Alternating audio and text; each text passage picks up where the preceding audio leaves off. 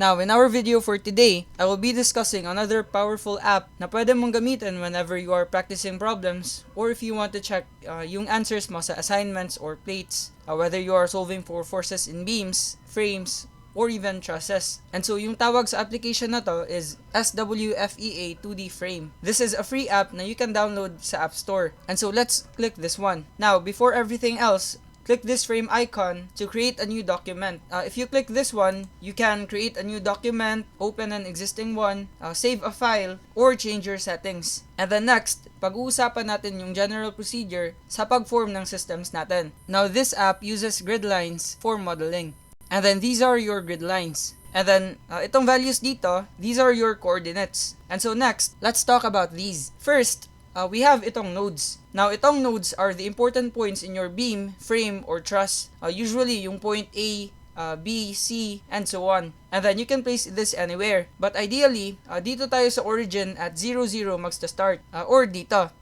This is 0, and then this is 0.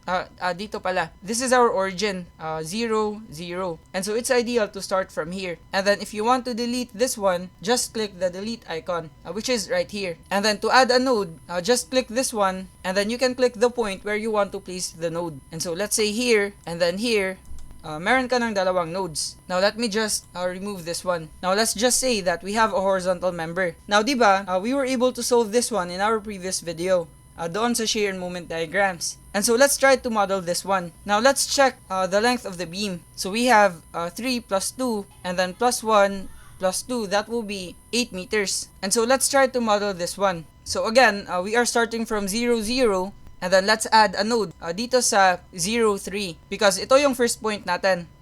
0 yung y, and then 3 meters yung x. And then next, we will place a node at 0, 5. 5, 0. Because our x is 3 plus 2, which is 5. And then, our y value is still 0. Kasi again, this is just a horizontal line. And so, let's place another node dito sa 5. And then next, we have this point right here. And so, that's at 6, 0. So, let's place another node dito. And then, finally, we have a node at 8, 0. Or dito sa cantilever support natin. So, let's click that one, 8.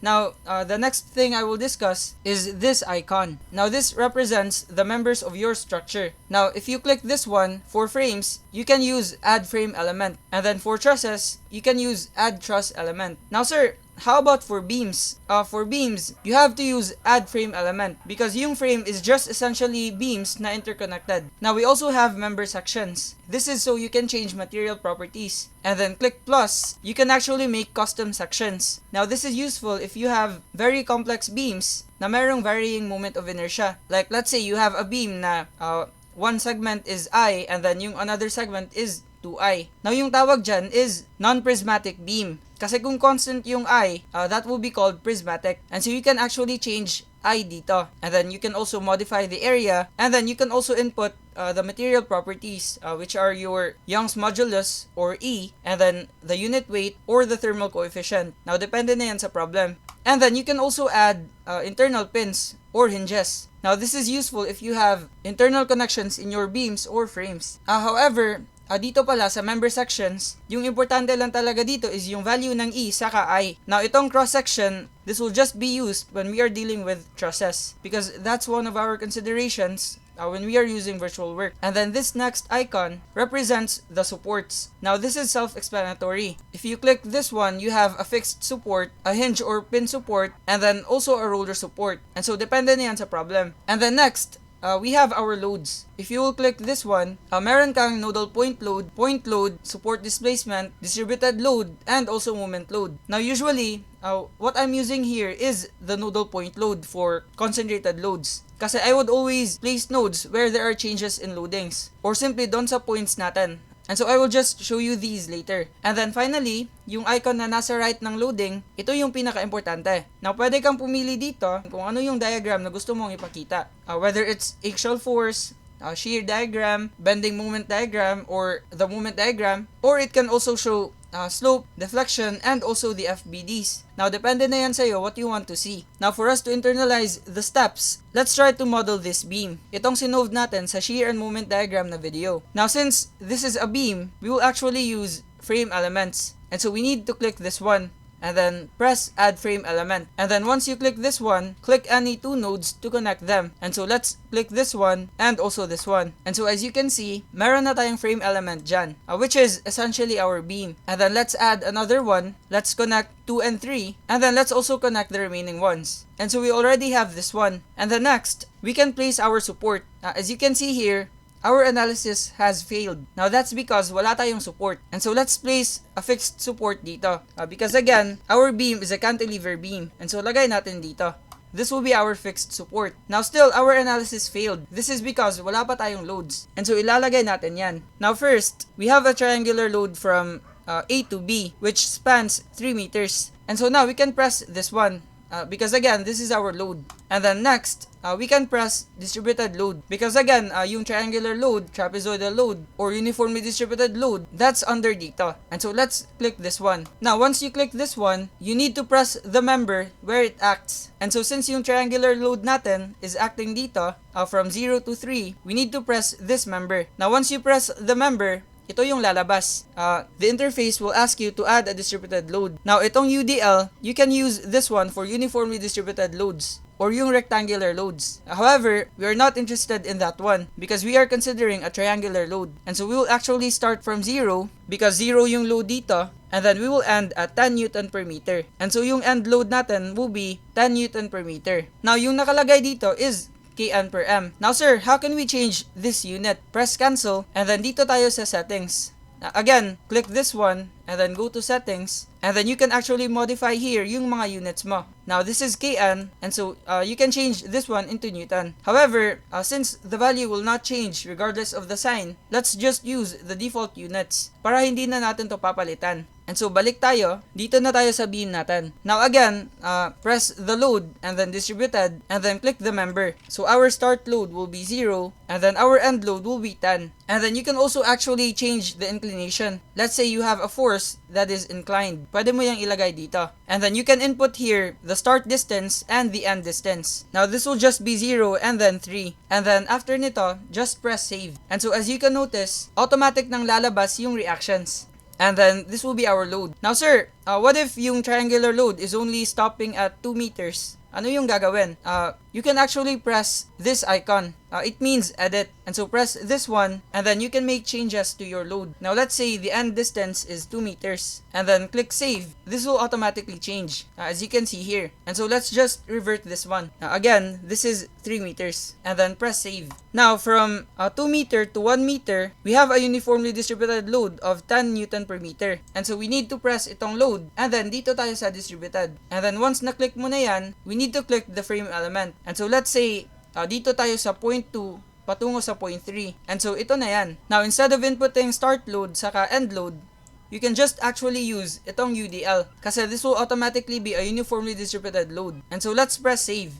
Now notice that our node is from 2 to 3, which only accounts for this one. And so we will also actually add another distributed load from here patungo dito. And so we need to add another distributed load from point 3 patungo sa point 4. And so let's add another one. So distributed, and then dito rin. Now this is uniformly distributed. And so let's press save. And then finally, now we have a 14 Newton load which acts dito sa C, or at x is equal to 5. And so dito yan. Dito yan mag-act sa point 3 natin. And so let's actually place a nodal point load. Now itong nodal point load, this is a load that will act directly at your node. Now since we placed a node dito, let's just click on that one. So press nodal point load, and then click this one.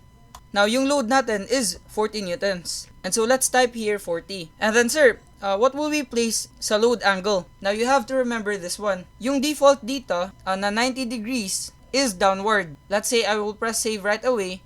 Ito yung mangyayari. The load will actually act downward, which is incorrect because our load is acting upward. And so we will actually change the load angle. And so press edit. And so to make our load upward, we will actually change this one into 270.